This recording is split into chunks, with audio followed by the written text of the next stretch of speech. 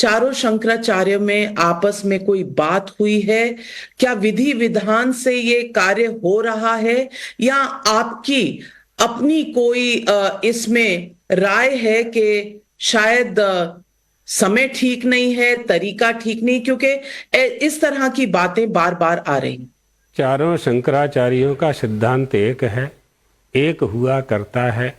मठ जरूर चार हैं, लेकिन उनकी स्थापना करने वाले भगवत पादाद्य शंकराचार्य एक ही हैं, जिन्होंने विधर्मियों के द्वारा हुए आक्रमण से हिंदू धर्म, सनातन धर्म की रक्षा की थी।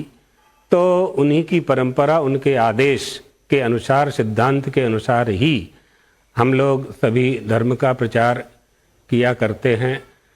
अगर यदि वहाँ अयोध्या किसी शंकराचार्य जी का जाना नहीं हो रहा है, तो इसका मतलब यह नहीं है कि वो राम भक्त नहीं हैं या राम मंदिर की स्थापना नहीं चाहते हैं। इस राम जन्मभूमि के उद्धार के लिए शंकराचार्यों ने, रामानंदाचार्य जी ने, मध्वाचार्य जी ने और बड़े बड़े सभी आचार्यों ने, हम किस किस का नाम लेंगे, और बहुत से गृहस्थाश्रम में बहुत से लोगों ने, जन समाज ने बहुत प्रयास किए हैं। और सैकड़ों वर्ष की तपस्या के बाद, बलिदान के बाद, प्रयास के बाद आज ये समय आया है, तो हमें इसमें प्रसन्नता है। ये अनुकूल है शंकराचार्य जी, 22 जनवरी का जो समय है? वेद शास्त्रों के अनुसार, शास्त्रोक्त विधि के अनुसार मंदिर और मंदिर में रखी हुई मूर्ति की प्राण प्रतिष्ठा हुआ करती है। विधि और निषेध ये हमें शास्त्रों से प्राप्त होता है, तो शास्त्रानुसार पद्धति का पालन होना चाहिए। प्रधानमंत्री का गर्भगृह में होना, क्या ये शास्त्रों के अनुसार है? अभी तक की जो विधि बताई गई है, क्या आप उससे संतुष्ट हैं? यह जो कार्यक्रम है राम जन्मभूमि तीर्थ न्यास के द्वारा आयोजित है, और इस समय देश की कोई भी सरकार होती, उस सरकार को उसमें शामिल होकर के व्यवस्था करनी ही होती है। ये सरकार का, शासन का उत्तरदायित्व है कि वहाँ कई तरह की व्यवस्थाएं हुआ करती हैं। तो राम जन्मभूमि तीर्थ न्यास ने जो निर्णय लिया होगा वो धर्मशास्त्र के अनुसार ही लिया होगा। तो वो देखने की बात होगी कि रही दर्शन की बात, तो दर्शन करने तो सभी जाएंगे। प्रधानमंत्री नरेंद्र मोदी जी जा रहे हैं और जनता भी जाएगी दूसरे दिन से, 23 तारीख से तो सभी जाएंगे। केवल लाइन ऑर्डर इत्यादि व्यवस्था में अव्यवस्था ना हो, ये तदर्थ 22 तारीख में निश्चित लोगों का आमंत्रण दिया गया होगा। तो इन सब बातों का कोई तात्पर्य नहीं है।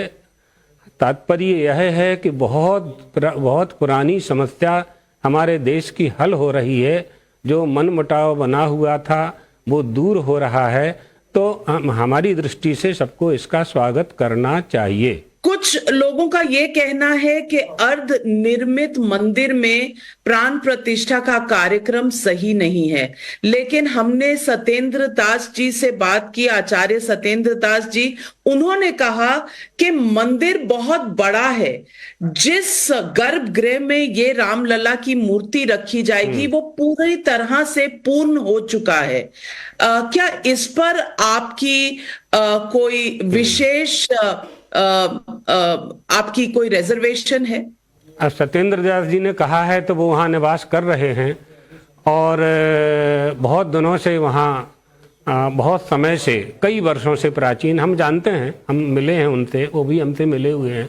हमारे गुरुजी जब वहाँ अयोध्या में गए थे राम जन्मभूमि के लिए, जगत गुरु शंकराचार्य जी महाराज ने, सदगुरुदेव भगवान ने आंदोलन किए थे।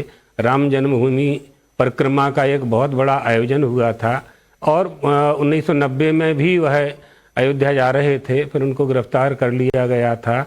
तो चुनार के किले को जेल बना करके 8 दिन तक जेल में रखा गया। उस समय सत्येंद्र दास जी पुजारी जी जो हैं, उनसे हम लोगों का परिचय हुआ था। तो अब वो तो साक्षात उसके गवाह हैं, आई विटनेस जिसे कहते हैं, कि कितना निर्मित हुआ है, कितना नहीं हुआ है। तो जो बात उन्होंने कही है, अगर पूरा निर्माण हो चुका है तो उचित है करना। शंकराचार्य जी, आखिरी सवाल, कोई नाराजगी तो नहीं है आपके हृदय में समय, विधि और प्रधानमंत्री के वहां होने से? राम जन्मभूमि, हम तत्व की बात करनी है, अपने को तत्व की बात समझनी है कि राम जन्मभूमि का जो विवाद सैकड़ों वर्ष का था वो आज पूरा हो रहा है। तो मूल जो कारण है हमारा, उसमें हम परमात्मा श्री राम को कौशल्या की गोद में देख पा रहे हैं, वही हमारे लिए प्रसन्नता का विषय है।